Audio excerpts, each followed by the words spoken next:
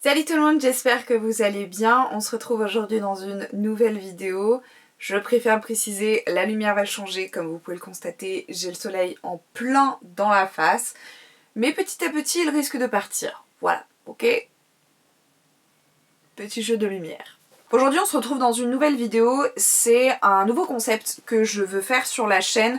Ça fait partie des nouveautés que vous allez avoir sur la chaîne, du coup à partir de maintenant, à partir de la rentrée.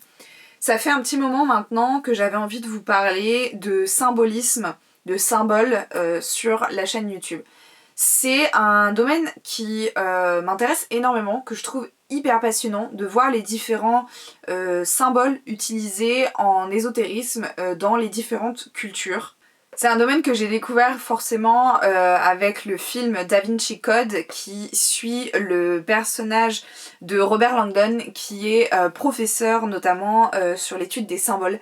Et quand j'ai découvert que genre vraiment c'était un domaine d'étude, j'étais là en mode c'est ultra intéressant.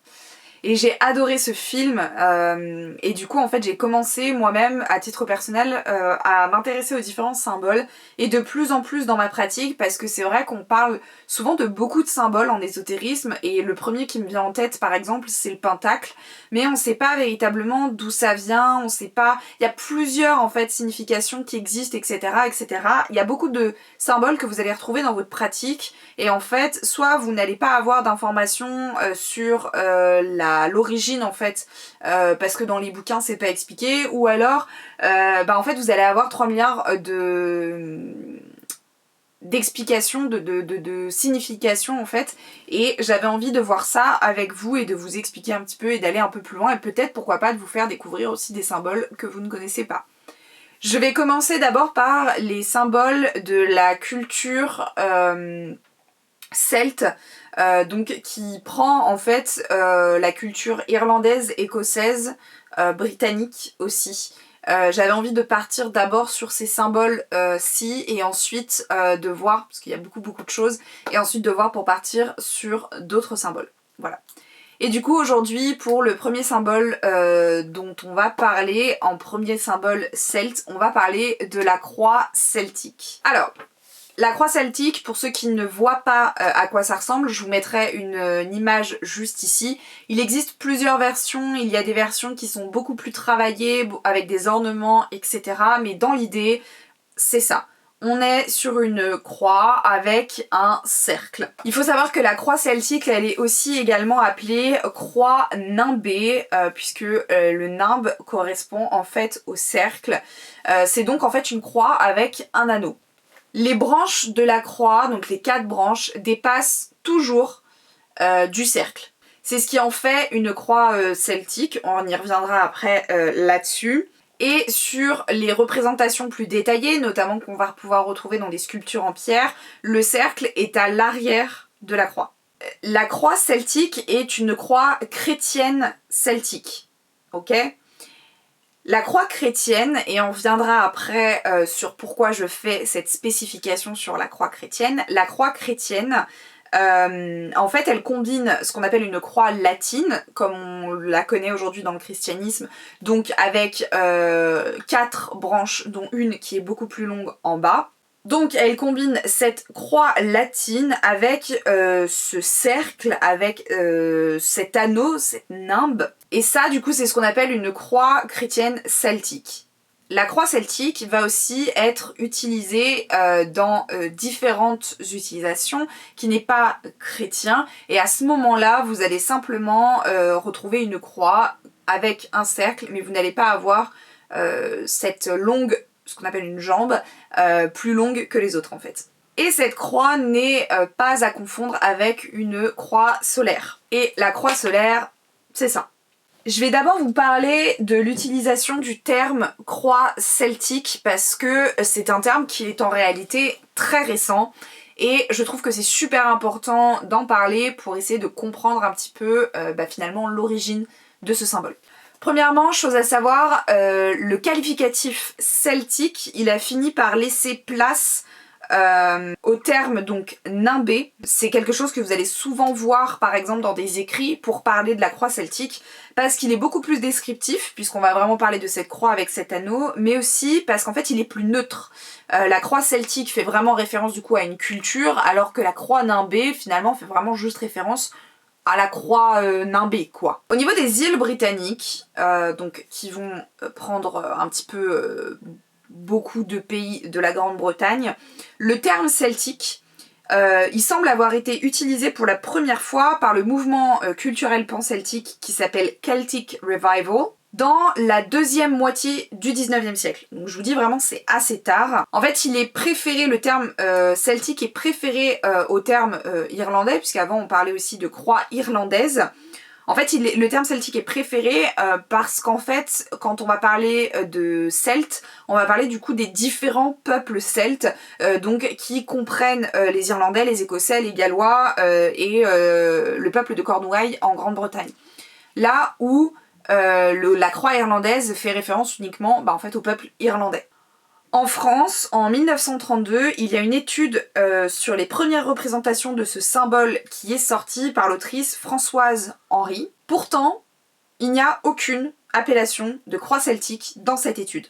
Plus tard, durant les années 1934 à 1939, il y a eu une revue qui a été publiée et qui donne une interprétation du symbolisme de cette croix, et pourtant, il n'y a toujours pas l'utilisation du terme croix celtique. Ça commence avec le père Donker, qui est un des pionniers du scoutisme, qui lui l'appelait en fait croix cadet, et qui va en fait diffuser ce terme et son utilisation auprès des aînés du scoutisme catholique. Le premier véritable usage du terme croix celtique va apparaître dans le règlement intérieur des équipes nationales qui a été édité en janvier 1944. Puis ensuite, on a un homme qui s'appelle Pierre Sidos, qui est un homme politique d'extrême droite, qui va utiliser le terme pour décrire ce symbole en 1947, et c'est à partir de ce moment-là qu'en fait le mot s'est imposé en France.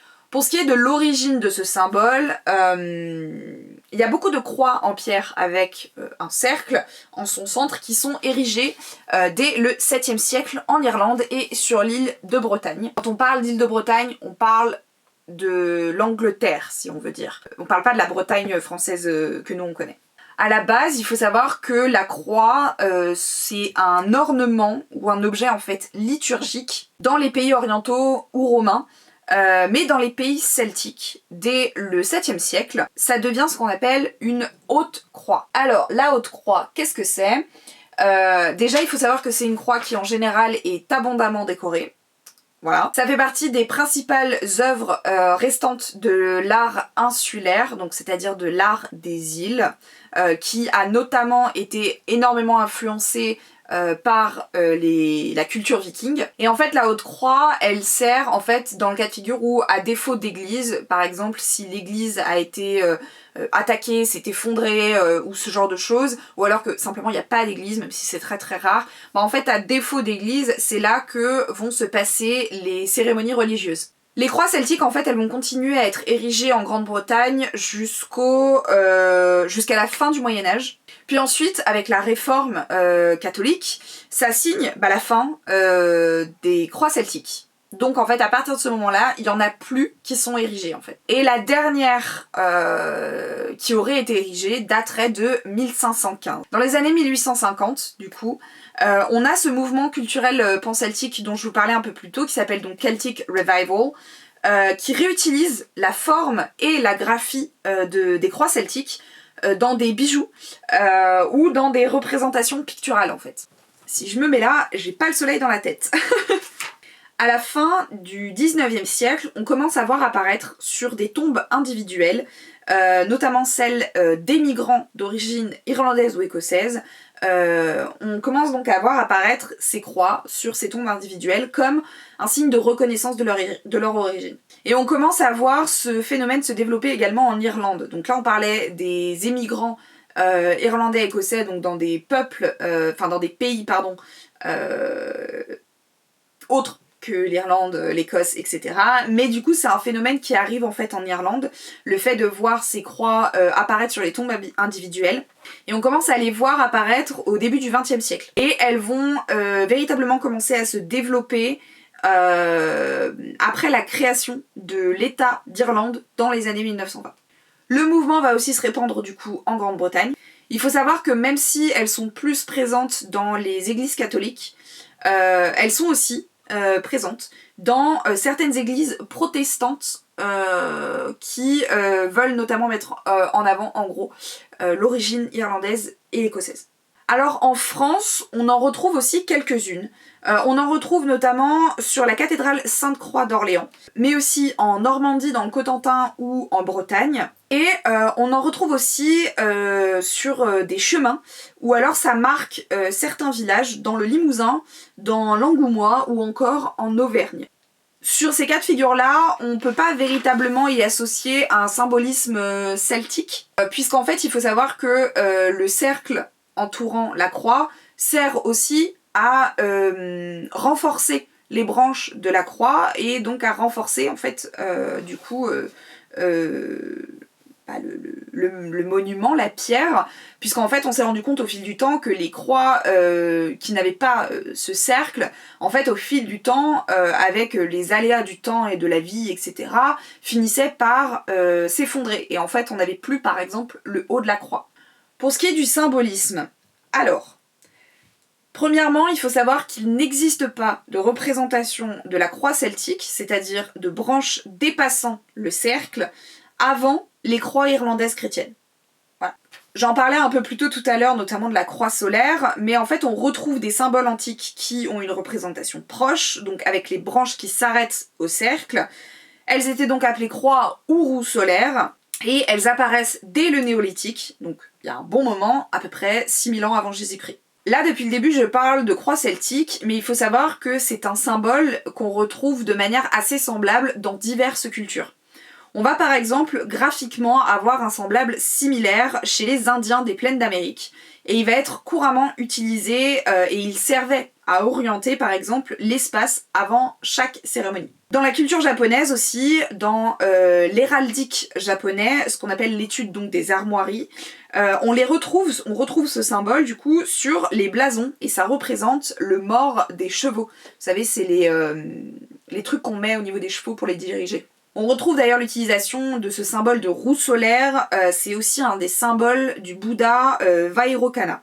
Pour ce qui est vraiment de la signification, du symbolisme en fait des croix celtiques, en fait le cercle représenterait le soleil comme on peut le retrouver dans les roues solaires ou dans les croix solaires, et le fait que justement on retrouve le symbole chrétien et un symbole païen, du coup avec le rond solaire, en fait, ça symboliserait l'acceptation de l'ancienne religion druidique, mais son éclipse également au profit de la religion chrétienne, puisqu'en fait le cercle est derrière la croix. Il y a une croyance populaire qui veut que, en fait, la croix celtique eussent été introduite par Saint Patrick en Irlande. Lors de la conversion des rois du paganisme au christianisme, on dit qu'il aurait pris l'ancien symbole du soleil et en aurait prolongé l'une de ses longueurs pour former une fusion et en gros apaiser finalement cette réforme et apaiser la conversion en fait du paganisme au christianisme. Au niveau de la symbolique chrétienne, en fait, la croix représenterait les 5 plaies du Christ. Par extension, ça représenterait aussi également l'image du cœur, qui est un symbolisme beaucoup plus fort, puisqu'en fait le cœur ne se contente pas de recevoir, il va aussi donner la vie dans un échange qui est perpétuel, qui est constant. Dans la symbolique celtique, il faut noter qu'il existe en fait, on va beaucoup fonctionner en cercle dans la symbolique celtique. Il y a 3 cercles assez principaux qui sont représentés et qui signifient les différents niveaux de l'univers. Vous avez le cercle du chaos, de l'incré de l'univers, de la source, et ça c'est ce qu'on appelle le Keugant. Enfin je crois que ça se prononce comme ça, ou alors ça s'appelle Keugant, je suis pas sûre. Je vous montrerai comment ça s'écrit. Ensuite vous avez le deuxième cercle, c'est le monde terrestre, l'expérience humaine. Et là ça s'appelle Abred. Et le troisième cercle, c'est la lumière, le cercle final, c'est Gwenwed. Il existe un quatrième cercle qui représente le monde souterrain, l'enfer celtique. Et c'est ce qu'on appelle le cercle d'Anum ou Down. Je sais pas du tout comment ça se prononce à nouveau, je vous écrirai ça. Et en fait, ce quatrième cercle, il vient s'inscrire sur le cercle d'Abred, aux intersections de la croix, donnant 8 cercles, entourant le cercle central, Gwenwed. Il s'agirait en fait d'une représentation du système solaire avec donc le soleil au centre et 8 autres planètes. J'essaierai de vous trouver une image pour vous montrer à peu près à quoi ça ressemble. Sinon, techniquement, cette croix, elle peut représenter beaucoup de choses. On peut y représenter par exemple les 4 points cardinaux, donc nord, est, ouest, sud, mais aussi les 5 éléments, donc les 4 éléments terre, eau, feu et air, entouré par le 5e élément qui serait donc l'éther et qui viendrait joindre le tout. On dit souvent aussi que ça représente les étapes de la journée, donc le matin, le midi, le soir et minuit. On peut aussi y voir un lieu de rencontre de l'énergie divine, du moi, de la nature, de la sagesse et de la divinité.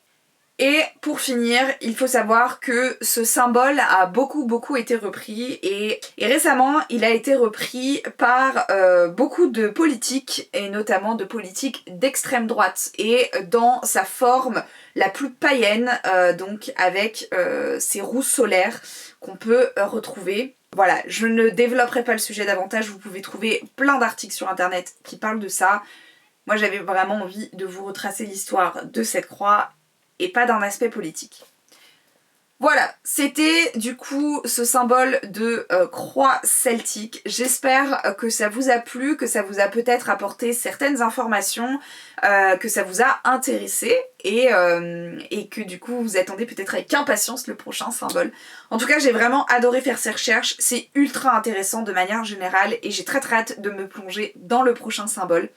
En attendant, je vous dis à bientôt, à la semaine prochaine dans une nouvelle vidéo et prenez soin de vous, c'est très important. Ciao ciao.